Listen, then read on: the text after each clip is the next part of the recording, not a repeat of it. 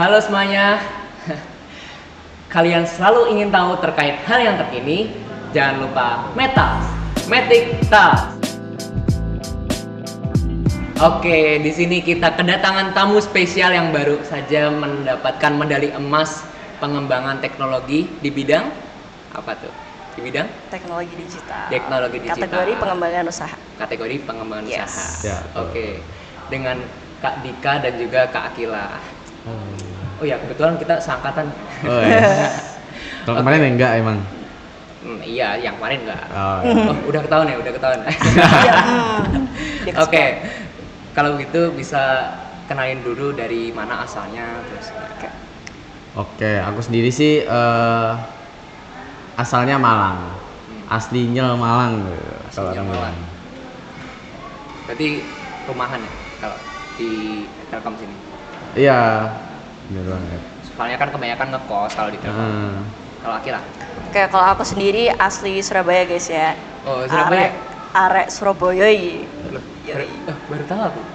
Iya. Iya lah. Iya, aku dari Surabaya. Loh, berarti kamu di sini kalau boleh tahu ngekos? Kebetulan pindah sih. Oh, kebetulan pindah. Benar-benar. Demi Telkom ya guys ya. Iya, demi Telkom ya guys ya. Oke, dengar-dengar nih kemarin kan kita udah lihat nih di story Matic ada pengumuman medali emas dari Kak Dika dan juga Kak Akila. Dan di sini gimana sih rasanya, perasaannya pastinya? Saya tanyain dulu perasaannya setelah mendapatkan medali emas dan juga kemarin kan sempat ada rekan kita juga yang belum mendapatkan. Nah, gimana tuh rasanya? Mungkin bisa Akila dulu kali. Oke. Ya, dari Akila dulu. Kalau untuk perasaan saya sendiri pasti seneng banget ya. Kebetulan kita juga kesana ke Fiksi itu sama kakak kelas dan itu bondingnya kita erat banget sama mereka. Oh ya, sama siapa aja? Kemarin? Kalau dari Telkom sendiri kita ada total 3 tim ya. Yang pertama itu ada timnya Kak Twiska dan Kak Beni. Kalau yang kedua ada timnya Kak Bia dan Kak Sabrina. Iya. Kalau mereka beda ini ya, beda bidang. Ya, kalau Kak Bia dan Kak Sabrina itu sebenarnya sama teknologi digital, Yes. tapi dia ngambilnya di perencanaan. Oh, Iya. perencanaan. Nah, kalau Kak Beni dan juga Kak Tiska itu dia ambilnya pariwisata dan kuliner. Oh iya, kebetulan kita kedatangan iklan pertama kita yakni Asik. kalau kalian perlu merch untuk organisasi, event dan lain sebagainya, selalu ingat Matic Merch. Oke. Asik. Ini kalau kalian mau iklan juga hubungi kontak di bawah. Oke, kita lanjut aja. Kalau gitu, kalau dari Dika sendiri gimana nih perasaannya? Ya bener sih sama kayak Akila. Seneng banget. Sebenarnya nggak nyangka gitu bisa sampai final, bahkan bisa dapat medali emas gitu. Beneran nggak nyangka? Ya nggak nyangka banget karena awalnya tuh sebelum kita daftar tuh pesimis karena kakak kelas dulu kan kelas 12 menang. Oh. Bener. Kira-kira kita yang baru kelas 11 nih bisa menang nggak? Oh, dan juga kalau semisal tahun kemarin kelas 12 sudah dapet. Nah, terus tahun ini dapat lagi nggak ya gitu? Iya, masa Iya. nggak dapat gitu kan? Benar. Itu yang membuat ragu-ragu sebenarnya. Tapi akhirnya setelah persiapan yang berbulan-bulan gitu kan, banyak gagalnya dan juga banyak begadangnya gitu, akhirnya kesampaian juga. Yes, alhamdulillah. Oke, terkait begadang dan prosesnya kita akan bahas tuntas di sini. Makanya jangan lupa dengerin dan tonton sampai akhir. Oke. Siap. Oke, kita langsung masuk aja ke ranah fiksinya nih. Gimana sih cara kalian? Oh ya, kalau kita boleh tahu kemarin nama produknya apa? Nama Revive produknya ya Revive. Yes. Nah, itu gimana tuh? Jadi Revive sendiri itu sebenarnya kita menjadi penghubung antara donatur pakaian bekas dengan UMKM lokal yang bergerak di bidang fashion daur ulang. Ya. Oh, beneran bekerja sama? Iya. Iya. Wih. Kita bekerja sama dengan 2 UMKM yang ada di area Malang sama area Blitar. Oh, beneran ya. Soalnya kalau saya kan pengalaman pernah ikut lomba bisnis plan nih. Ya. Tapi bilangnya di proposalnya saya akan bekerja sama dengan A, B, C, D, cuma kan nggak beneran. Nah, kalau itu gimana tuh prosesnya? Kalau kok bisa beneran kerja sama? Nah itu karena memang tujuan kami kan di fiksi itu pengembangan usaha. Benar. Jadi kita memang prepare dari awal untuk menyiapkan mitra-mitra yang akan bekerja sama sama kami. Nah, kita sendiri itu udah riset dan juga datengin ke UMKM-nya, terus tanya-tanya, Yes. riset langsung gitu. Itu dari awal Februari 2024. Jadi kita dari Februari sampai sekarang September lah ya. Iya. September lombanya itu proses yang panjang banget. Oke. Bisa sampai ke sini. Oh, kalau saya kan tahu nih fiksi ini prosesnya kayak gimana ibaratnya. Nah, kalian tuh pas proses fiksi ini kalian ikut lomba lain nggak sih? Kayak misal ada lomba A, B, C, D, nggak mungkin kan kalian nungguin fiksi, Iya, terus iya, iya. nungguin fiksi menang nggak ya menang Betul, nggak ya betul. gitu. Ada boleh di spill nggak kalau dari Akilah dulu? Oke. Kalau untuk lomba lain ya kita ada namanya itu Samsung Solve for Tomorrow. Dan itu kalau fiksi sendiri ini kan lebih ke wirausahaan ya, jadi lebih ke bisnisnya. Kalau Samsung Solve for Tomorrow dia itu lebih fokus ke inovasinya. Inovasi. Iya, jadi kita lebih ditanya-tanya kayak soal-soal teknis, terus testingnya seperti apa, itu lebih ke Samsung Solve for Tomorrow. Tapi kalau fiksi ini kita lebih berfokus ke bisnisnya, makanya kita udah menjalin kerjasama nih dengan beberapa UMKM lokal. Oh, kalau SFT itu SFT kan?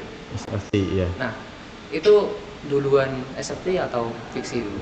Nah, sebenarnya SFT dan fiksi itu timelinenya bareng sih. Jadi kita tujuannya untuk ikutin beberapa lomba gitu, itu untuk evaluasi terus dan tes kira-kira ide ini valid nggak di masyarakat Yes. gitu, atau di sisi orang lain lah. Kita kan ngelihat kadang bikin ide atau bikin sebuah inovasi itu hanya dari sudut pandang kita sendiri. Tapi kan kita juga perlu sudut pandang dari orang lain gitu. Oh, orang yang lebih di bidangnya gitu. Iya. Iya, benar. Nah, makanya diikutin fiksi sama SFT ini. Iya. Iya. Wah. Jadi sejalannya kita mengikuti lomba-lomba ini, kita akhirnya bisa ngeevaluasi kira-kira apa sih yang perlu ditingkatkan di Revive ini. Terus kita dapat banyak feedback nih dari mentor-mentor kita di Samsung Solve for Tomorrow. Terus dari seleksi-seleksi fiksi itu juga ada beberapa komentar nih dari juri. Apa sih yang perlu dikembangkan, apa yang perlu ditingkatkan dari Revive ini gitu. Oh, kalau setahu saya dari 3 tahap ya? Iya, 3 tahap totalnya buat yang fiksi. Kalau dari Telkom kan diambilnya yang setelah tahap kedua itu 3 tim. Ya, tahap final ya. Nah, kalau kalian nih gimana sih kok bisa sampai dapat medali emas tuh pasti para penonton ini penasaran gitu loh. Kok ibaratnya dalam artian yang lain kurang beruntung mungkin ya, belum rezekinya, tapi kok kalian bisa dapat medali emas sendiri gitu gimana? Oke. Jadi, Kalau dari Akira. Oke, yang pertama kalian harus benar-benar lihat nih di guidebooknya ini apa sih yang jadi key point-nya. Nomor 1. Kalau pertama ya di fiksi karena emang kewirausahaan, kalian harus fokus ke bisnisnya. Bisnisnya harus realistis, terus benar, Bang. dari problem and solution-nya juga harus fit ya. Habis itu kalian lihat nih konten-kontennya seperti apa yang diperlukan. Habis itu banyakin ini sih proof-proof, dokumentasi. Jadi aksi-aksi kalian untuk mengembangkan produk inovasi kalian tuh apa sih yang udah kalian lakukan seperti itu. Nah, iya. Dan juga setiap perlombaan itu kan pasti ada tujuan yang mereka mau gapai gitu kan. Benar. Nah, itu kita benar-benar lihat apa sih tujuan sebenarnya fiksi itu. Nah, kalau aku baca-baca sendiri, itu mereka memang fokus untuk yang pertama meningkatkan minat wirausaha di Indonesia. Dan juga yang kedua ingin menggait UMKM lokal. Dan yang ketiga itu tema yang tahun ini itu adalah menggerakkan bisnis di ekonomi sirkular. Iya. Oh, jadi di tiap tahun itu fiksi ada temanya tersendiri. Kalau kayaknya tahun lalu itu nggak ada ya. Ya. Jadi ini baru-baru banget sih buat tema besar dan tema spesifiknya itu baru tahun ini. Oh, itu dikasih taunya pas tahap pertama atau udah yang pas tahap terakhir? Nah, ya. Nah, itu kan nanti setiap tahun itu bakal ada guidebook. Petunjuk juknisnya lah ya. Nah, itu biasanya keluar di Februarian lah ya. Iya. Februari ya tanggal-tanggal segitu. Nah, itu dari itu kita langsung gerak kira-kira bisnis apa sih yang bakal kita coba bikin gitu, inovasi apa Yes. Oh, kalau dari Kak Dika sendiri kan bisnis apa yang bakal kita bikin gitu. Nah, itu kok bisa kepikiran revive itu kenapa tuh? Ya. Jadi kita sebenarnya ngambil banyak banget referensi-referensi dari bisnis yang udah eksis gitu. Nah, dari yang eksis itu kita lihat nih permasalahan di lingkungan kita itu kayak gimana sih? Dan juga kira-kira potensi yang kita bisa berikan impact-nya itu kayak gimana. Nah, kalau itu kita mulai dari lingkungan kita sendiri gitu. Jadi kalau kayak aku gitu, memang background orang tua aku itu bergerak di industri tekstil. Nah, industri tekstil sendiri itu kan pasti menghasilkan limbah. Iya, benar, banyak. Nah, selama ini limbah tekstil itu ya hanya sekedar dibuang atau bahkan dibakar gitu. Nah, dari itu kita mulai nih riset-riset gimana sih solusinya. Jadi kita bikin kayak prototipe-nya gitu. Kira-kira solusi yang ini gimana? Terus solusi yang kedua gimana? Terus solusi yang ketiga gimana? Dan juga kita ngetes nih ke orang, misalkan menurutmu gimana? Terus kita coba lagi yang beda. Nah, itu kita cobain semua sampai nemuin nih kira-kira inovasi yang seperti apa yang kita bisa kembangkan lagi. Eits, sebelum lanjut, ada informasi penting buat kalian. Yang kata Komalang lagi open PPDB nih. Mokaters banyak loh yang tembus ke universitas-universitas top, bahkan perusahaan-perusahaan bergengsi. So, kapan lagi? Gas masuk SMK Komalang.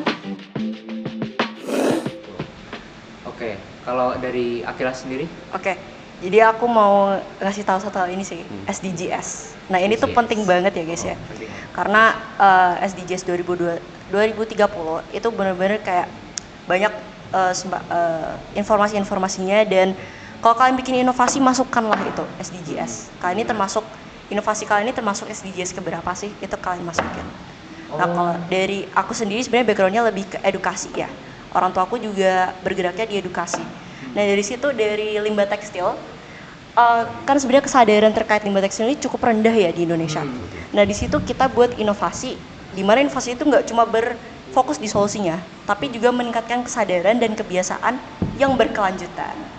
Kayak gitu. Oh, menarik. Tapi kalian kan nggak mungkin tuh langsung ibaratnya pas di final kan udah ke prepare semua. Nah, gimana tuh cara kalian prosesnya nge-prepare dari awal Februari? Ya, Februari sampai September. Oke. Kalau dari Akila, boleh. Kalau pertama pasti kita lihat dulu permasalahannya apa. Terus kita juga udah ke UMKM lokal. Kira-kira permasalahan mereka ini apa sih? Dan kita lihat bahwa poinnya itu di supply dan sortirnya. Terus kita juga lihat nih dari sisi kontributor limbah tekstil alias masyarakatnya. Apa sih pain point mereka, gain mereka ini sebenarnya maunya apa?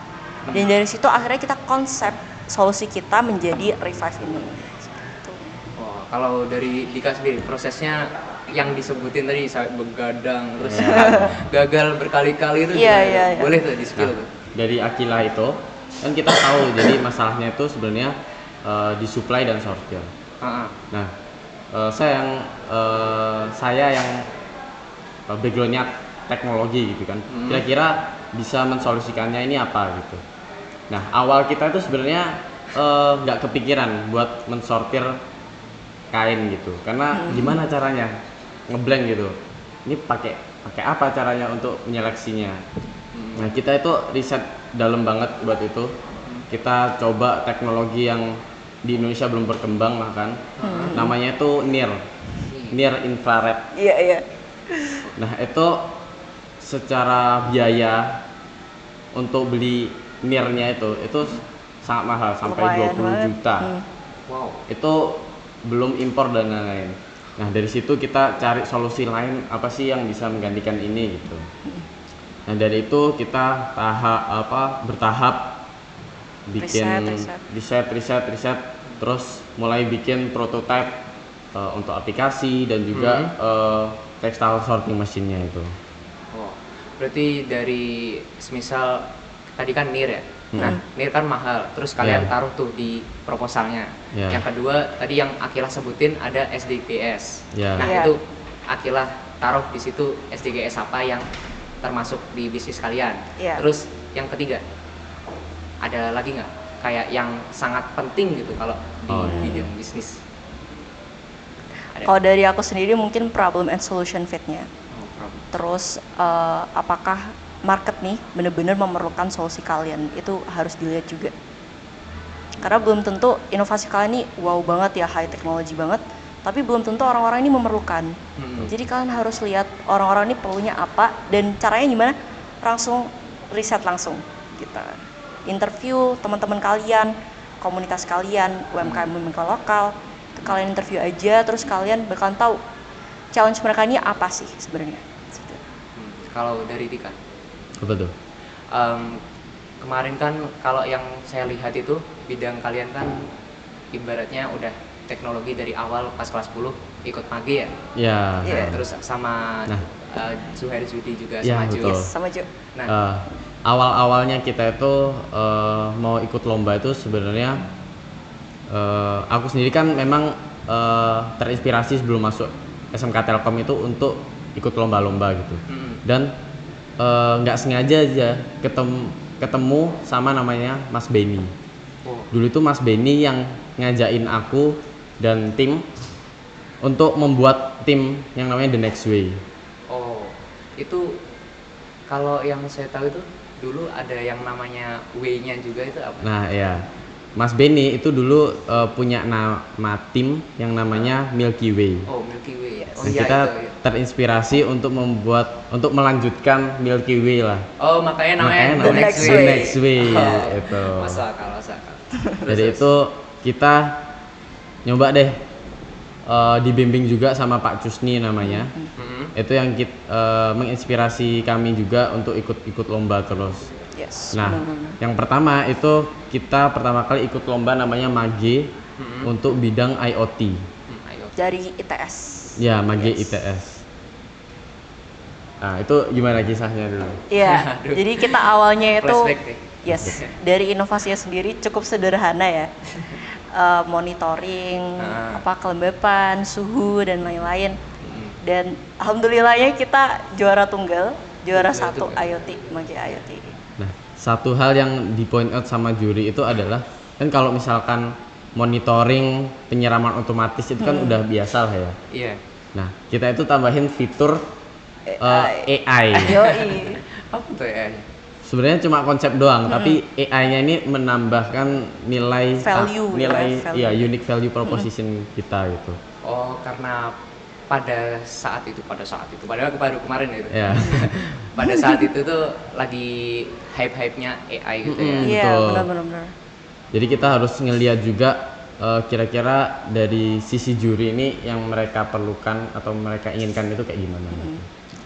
Wow. Tapi kembali lagi nih, AI-nya apakah benar-benar bermanfaat untuk inovasinya? Betul. Nah, kalau kita sendiri AI-nya kan berupa rekomendasi ya. Dan dia tuh bisa meningkatkan efisiensi dan juga efektivitas dari si harvestnya itu. Jadi harus dilihat juga manfaatnya, jangan lupa dimasukin dari AI ini apa sih manfaat yang bisa didapat buat target pasar kalian seperti itu. Oh, jadi jangan asal nambahin aja, cuma kasih tahu juga value-nya kamu tambahin di sini tuh buat apa gitu ya. Bener. Nah, kemarin kan pembimbingnya Pak Kaudri ya. Iya. Nah, itu tuh kalau dari teman-teman saya itu banyak tuh kayak yang lomba cuma nggak pakai guru pembimbing. Tapi di SMK Telkom kan udah disaranin tuh kalau harus pakai guru pembimbing kalau bisa. Nah, itu gimana sih peran guru pembimbing kalau di Pixi kemarin? Nah, benar banget. Jadi guru pembimbing itu sebenarnya sudut pandang lain dari kita gitu, atau dari yang membuat ide gitu. Jadi seolah-olah pembimbing itu jadi juri yang bakal evaluasi dari segi misalkan proposal, terus presentasi, sampai misalkan bisnis gitu, keuangan gitu, bener-bener yang merubah sudut pandang yang biasanya ngawur gitu kan, jadi lebih terstruktur gitu. Jadi agak sayang banget misalkan ada siswa yang pengen ikut lomba, terus tanpa pembimbing, karena pembimbing itu ya yang bener-bener bimbing kita untuk mencari sudut pandang yang lain. Nah, selain itu kita juga dapat selain dari perspektif ya, mengubah perspektif, kita juga dapat feedback nih. Kira-kira dari proposal strukturnya enaknya gimana sih, terus kata-katanya, tata bahasanya lah ya. Abis itu kita juga selain itu kita di-push nih buat melakukan aksinya. Jadi kalau kalian masih ingat donasi Revive di depan kelas 11 RPL 6, itu sama. karena kita di-push sama Pak Kodri nih. Jadi kita membuat, kalau textile sorting machine Revive kan aktivitas donasi digital. Tapi kalau ini non digital, jadi kayak trial and error-nya gitu. Oh gitu. Jadi kemarin yang di MCC juga ya? Iya, di MCC juga. Yang di MCC terus sama yang di kelas itu juga ibaratnya Pak Kodri ngasih saran terus kalian mau nggak gitu ya? Jadi ibaratnya guru pembimbing ini posisinya di sini nggak mengharuskan kalian melakukan hal tersebut gitu. Cuma kalau kalian lakuin ya nanti dipertimbangkan lagi itu dampaknya apa ke kalian. Ya, gitu benefitnya banyak loh. Jadi nge-encourage kita buat melakukan sesuatu. Ini tuh kayak aktivitas donasi ini karena kita pengembangan usaha ya, kita perlu proof aktivitas bisnis kita. Dan ini menjadi salah satu yang menjadi key point up dari proposal kita juga. Gitu. Oke, kita ranah lingkup ke fiksi lagi, yakni boleh ke arah finalnya. Nah, kalau di finalnya nih kan nggak semua orang tahu ya prosesnya di sana kayak gimana, cuma tahu ini kabarnya gimana, dapat medali nggak gitu. Nah, gimana tuh prosesnya di sana dari sampai kalian dengar kalau kalian lolos final sampai kalian ke Jakarta. Jakarta kan? Yes, Jakarta. Kalau dari Dika dulu. Jadi kita itu dikabari keluar SK final itu sebenarnya udah agak lama gitu. Tapi ketika keputusan final dan expo-nya ini bakal kayak gimana itu mepet banget sama final, sekitar 2 minggu sebelum final ya. Hamin beberapa minggu. Nah, kita kan belum ada bayangan gitu final dan expo-nya itu bakal gimana. Nah, setelah muncul gitu kan sosialisasinya, kita di situ baru nge-push dari presentasinya, terus kayak merchandise untuk expo gimana. Nah, itu kita benar-benar begadang dari pagi jam 6 sampai jam 12 malam untuk ngerjain itu gitu. Sampai mau pingsan, sampai mimisan gitu. Siapa tuh yang bisa? Itu yang mimisan itu yang pas itu Kak Rizka. Iya, Kak kelas. Dan Mas Benny itu udah nggak kuat lah. Dan besoknya setelah begadang itu si Akila. Kenapa tuh? Ya, ada beberapa kendala ya guys ya. Dengan sampai kesehatan. Nggak bisa masuk gitu kan. Nggak bisa. Bener-bener nggak bisa. Itu udah bener-bener mepet banget, dan juga setelah itu udah presentasinya kita anggap udah bisa dibuat presentasi lah. Nah, dari sekolah itu menyediakan kayak pitching day. Jadi kita seolah-olah saat pitching day itu presentasi ke juri. Nah, di situ tuh bener-bener kita dihajar pertanyaan. Bener-bener kita itu di situ banyak banget evaluasi. Apalagi karena kita ya pertama tadi dari kendala fisik, terus banyak yang gerak badan lah intinya ya. Di situ kita belum benar-benar nge-push nih, presentasinya belum maksimal. Jadi dari situ alhamdulillahnya karena pitching day ini kita dapat evaluasi, feedback. Kira-kira apa aja sih yang perlu ditingkatkan, dari kekurangannya, terus dari saran-saran itu kita ambil semua, terus kita upgrade nih presentasinya biar jadi lebih bagus lagi. Pitching day itu dari Telkom sini? Dari Telkom. Jadi kepala sekolah terus kesiswaan itu membuat mengundang dari praktisi, akademisi, dan juga pemenang yang tahun lalu. Dan itu alumni dari sini juga loh. Nah, itu alumni. Jadi dari praktisinya itu punya usaha, terus ada yang dosen gitu. Jadi benar-benar ngasih insight baru terhadap yang kita presentasikan gitu. Benar-benar orang-orang yang berkualitas yang ngasih feedback itu. Nah, itu guys, dengerin, kalau misal kalian lagi ibaratnya mau mikir-mikir lagi buat ikut fiksi nggak ya, kalian boleh tuh coba Cuma pikirin lagi fisik kalian tuh kuat atau enggak buat Betul. ngadepin fiksi ini. Nah, itu baru presentasinya kan. Baru presentasinya. Baru presentasinya. Belum kita kan juga punya alat IoT. Nah, itu alat IoT-nya tuh kita baru selesai bikin. Hah? Itu Hamin 1 hari sebelum berangkat. Hamin Bener. 1 hari. Bener. Kayak Seninnya itu baru selesai. Jadi Senin malam. selesai, Selasa itu kita berangkat ke bandara. Ya paginya. Oh, yang Paginya. Dika sama Akilah buat di aula itu. Iya, textile sorting mesinnya. TSM. Wow, wow, wow, wow, wow. Itu juga banyak bantuan dari teman-teman Iya, terima kasih. buat bikin alatnya, terus support dari orang tua juga. Bener-bener. Itu benar-benar ngebantu Iya banget. sih, support dari orang tua itu juga penting. Soalnya kalau Iya. orang tua nggak ngizinin ya, Wah, Iya. kalau gimana ya? we never know. Yes.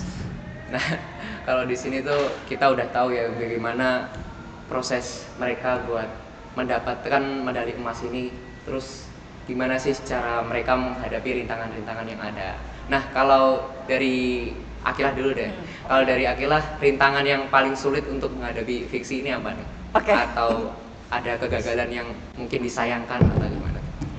Pastinya sebelum kita dapat gold medal ini banyak lomba-lomba yang kita ikutin. Dan itu nggak semuanya kita menang.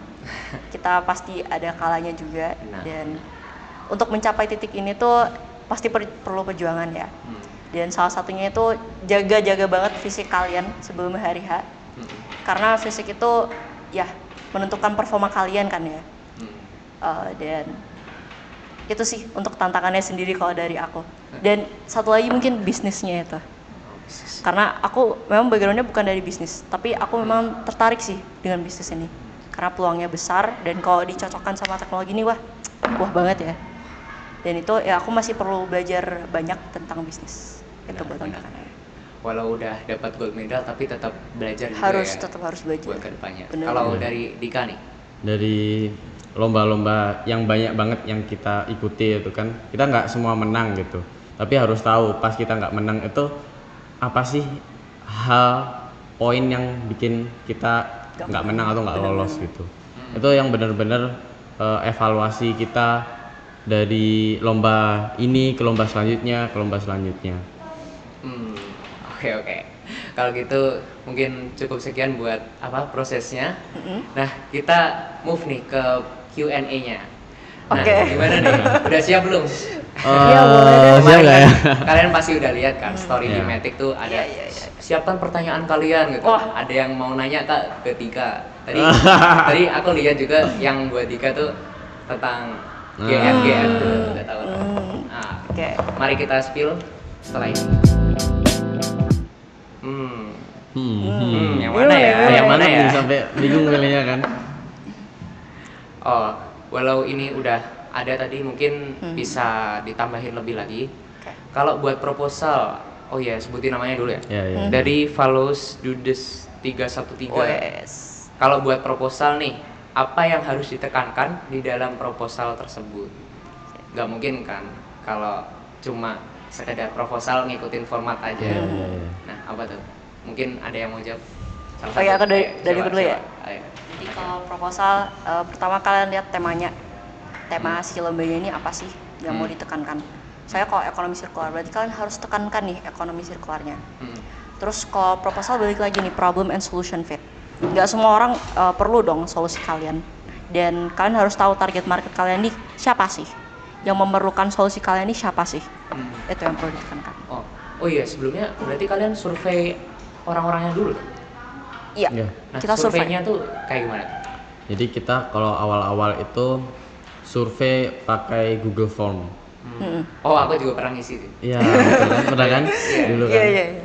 Nah itu Google Form itu sebagai riset awal lah. Kira-kira dari sisi masyarakatnya itu kayak gimana? Gitu. Iya, benar. Oh, jadi datanya itu benar-benar real dari targetnya Iya. orang-orangnya nanti siapa gitu ya. Terus secara nggak langsung kita juga nanya-nanya nih ke teman-teman menurut kalian gimana sih tentang isu ini dan lain-lain. Secara one on one gitu. Tapi kan nggak mungkin kan semuanya diambil. Maksudnya semuanya diambil sarannya masuk kalian revisi Iya, itu kan nggak mungkin. Nah, gimana tuh cara kalian buat ngefilter apa yang kalian butuhin dan apa yang nggak kalian butuhin. Maksudnya dalam artian nanti kalau misal teman kalian yang A ngasih tahu ini cuma nggak kalian implementasi ini, terus kalau bikin mereka kecewa tuh gimana takutnya? Ada nggak yang kasus kayak gitu? Oke, kita lihat mayoritasnya, terus kita juga validasi nih dari internet dan langsung ke orangnya sendiri kita validasi. Apakah benar-benar itu masalah mereka? Ya, kalau masalah sebuah komunitas pasti kita lihat dari mayoritasnya sih, nggak cuma dari personal. Kalau misalnya masalahnya cuma satu aja nih, berarti nggak itu ya, nggak efisien buat diterapkan gitu. Oh, oke. Thank you buat jawabannya. Kita lanjut ke pertanyaan selanjutnya. Wow, ini penting banget juga nih. Kalian kan dalam artian buat nunggu fiksi nih bakal lagi. Buat nunggu fiksi nih pasti sibuk banget gitu ya. Ikutin lomba-lomba yang lain juga. Nah, tutor manage waktu dengan baik dari Azra Fatin. Oke. Gimana? Siapa yang mau jawab? Dika Dari Dika dulu. Oke. Kalau manage waktu sebenarnya nggak yang gimana-gimana, tapi juga harus mempertimbangkan Prioritas. kenapa? Prioritas nggak sih? Iya, prioritas. Jadi benar-benar prioritas. Kita sebenarnya ikut lomba ini mau untuk mencapai apa sih? Dan juga kita kan juga masih sekolah gini. Kira-kira prioritas antara lomba, sekolah sama organisasi ini gimana? Itu yang benar-benar kita harus set prioritasnya gimana. Oh ya, FYI ini mereka meeting juga ya teman-teman. Pastinya udah tahu lah, kan udah di-spill kemarin. Iya, udah. Kalau dari Akil? Ya aku juga kurang lebih sama kayak Dika, jadi ngeset prioritasnya dulu. Apa sih yang perlu dikerjakan dulu dan ya terus. Terus kan kebanyakan studi kasusnya itu anak-anak banyak yang ikut lomba ABC cuma kurang diprioritasin. Nah, itu mungkin ya yang dimaksud. Ya. Dan juga satu hal itu kita harus tahu gitu, ujungnya lomba itu sebenarnya buat apa sih? Apakah cuma ikut-ikutan atau dapat uang doang, atau kita pengen belajar gitu? Karena sebenarnya lomba itu membangun kita untuk terus belajar hal-hal yang nggak diajarin di sekolah gitu. Benar-benar. Di sekolah kita belajar banyak, tapi di lomba itu kita nge-explore apa yang kita mau sendiri gitu. Gitu sih. Oh iya juga sih, kebanyakan yang ikut lomba tuh pada ayo ajakan teman gitu, ayo ikut ini, semisal temennya nggak mau gitu, dia nggak jadi ikut lomba itu. Ya jadi. Nah, kalau kalian berarti langsung misal yang A ini kayaknya worth it, yang B ini kayaknya worth it gitu, terus langsung ikut gitu ya. Tapi tetap lihat dari segi keuntungan atau segi dari kesusahannya juga ya. Ya kita lihat dari siapa sih penyelenggaranya, karena iya. itu juga penting banget ya. Oh iya. Kalau penyelenggaranya kayak dari kementerian, puskesmas itu wajib banget sih ikut.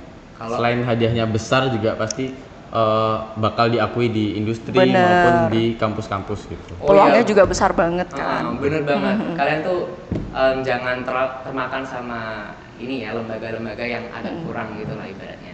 Nah itu banyak tuh kasus yang kayak gitu. Kemarin saya sempat notice pas angkatan kita sebelumnya itu speak up tentang hal tersebut. Nah ada yang dari lembaga TIT, ada yang dari lembaga TIT. Nah kalian tuh berarti dari beberapa lomba yang kalian ikutin, kalian lihat dulu pemenangnya yang sebelumnya atau kayak gimana? Cara kalian identifikasi lomba tersebut baik atau enggak? Jadi yang pertama itu penyelenggaranya. Kalau misalkan kayak kementerian kayak tadi, terus kampus-kampus atau Kemendikbud yang pasti udah oke gitu kan. Satu hal yang biasanya agak kurang lomba-lomba itu, yang biasanya dia perlu bayar untuk dapat medal atau sertifikat. Tapi bukan pas semifinalnya ya? Iya, tapi pas udah dapat. Oh, jadi studi kasusnya kalau udah menang, bentar dulu, kamu harus bayar sekian gitu. Baru bisa menang gitu. Baru hindari lomba yang seperti itu ya, Raya. Oke, kita lanjut ke pertanyaan yang selanjutnya. Sorry. Kenapa tuh kata? Ini buat Dika ya. Oke. Oke. Dari Alin 1684. Kayak tahu nih. Kak Dika, selain keluarga, apa motivasi selalu semangat mengejar prestasi? Apa sudah punya girl crush? Wah.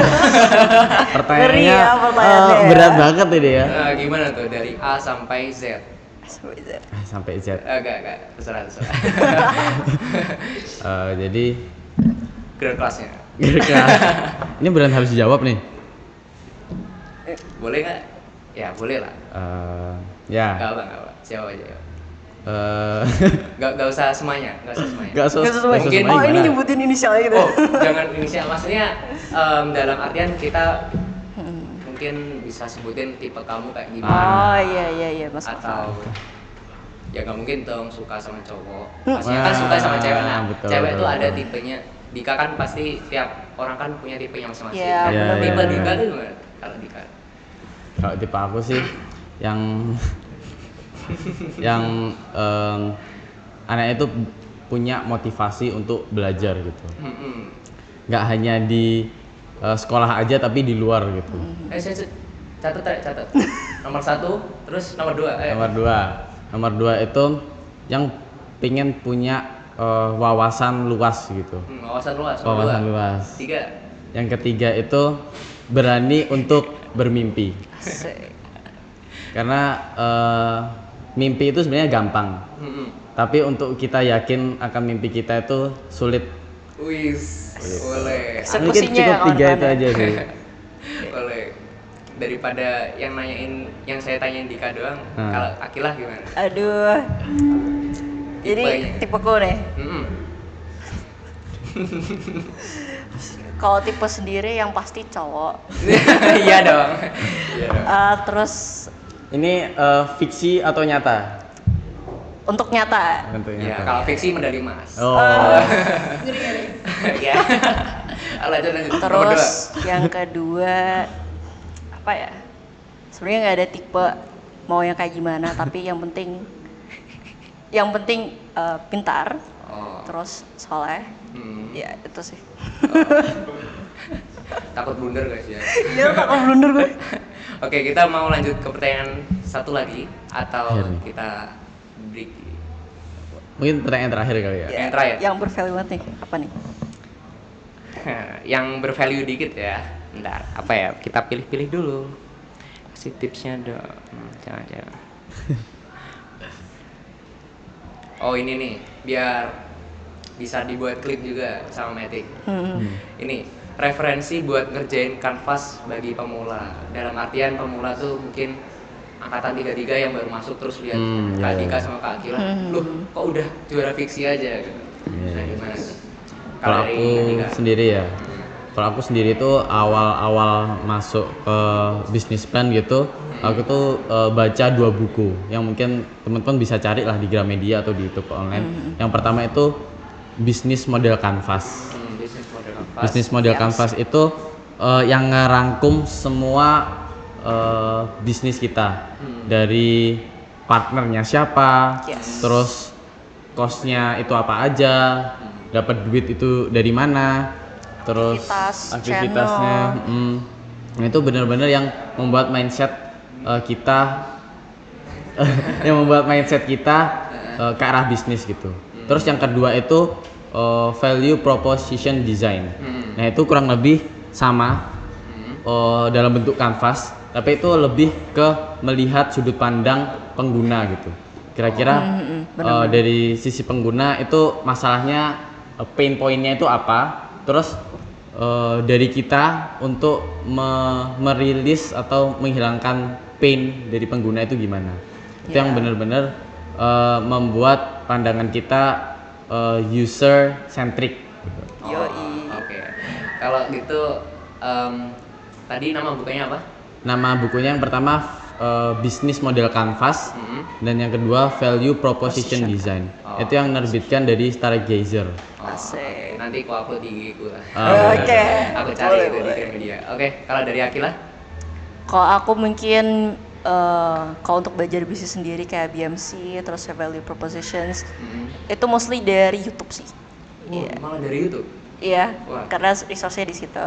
Banyak kalian bisa lihat dari orang-orang luar negeri atau orang Indonesia juga bisa gitu. Oh iya juga ya. Kalau kita lihat orang luar negeri kan pasti pandangannya lebih Iya, terbuka. Kalau benar. di Indonesia tuh mungkin dalam artian bisnis ini loh belum ada, cuma orang-orangnya kayak ini bisnis apa sih gitu. Cuma kan padahal di luar negeri udah terjalankan gitu. Orang Indonesia juga terbuka. Cuma kita ada dua perspektif nih dari orang luar negeri dan orang luar Indonesia kan. Oh, jadi oh iya dilihat juga ya lombanya itu dari mana dulu juga. Contohnya kalau kalian selanjutnya kan kalau udah medali emas pasti pengen nyoba juga yang internasional gitu. Nah, itu dia. Jangan lupa internasional tuh. Nah, iya kalau Biar pengen nyoba global. internasional pasti lihat juga lebih luas lagi. Bener. Kalau lombanya ASEAN ya lihat ASEAN aja. Kalau lombanya internasional semuanya ya pasti lihatnya dari berbagai aspek gitu ya. Bener. Oke. Berapa menit nih? Il? Udah 41 menit. Oh, 41 menit. Lama ya, guys, ya? Lama ya kita ya ngomongnya. Nggak Oh, kerasa. Oke. Mungkin cukup sekian dari sharing time dari podcast Dika dan Akila. Terima kasih udah meluangkan waktunya. Siap. Tadi Terima ada kasih sedikit banyak. kendala juga. Gimana? Aman dong, aman. Aman. Soalnya anak metik. Join metik.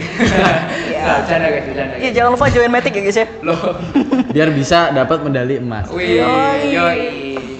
Oh iya, jangan lupa tadi yang mau jasa Matic Mers bisa hubungi kontak di bawah ini. Oke, mungkin cukup sekian. Terima Mungkin kasih. satu lagi. Apa tuh? Mungkin beberapa pertanyaan yang belum bisa kejawab gitu di sini. Oh. Kan bisa banget tanya-tanya langsung ke aku via DM atau ke Akila juga Iya, di ke aku juga bisa.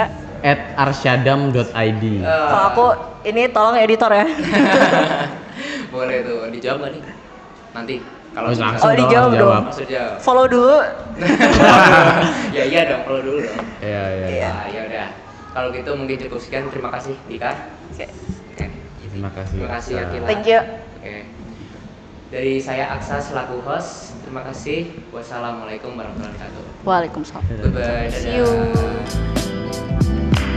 Dadah.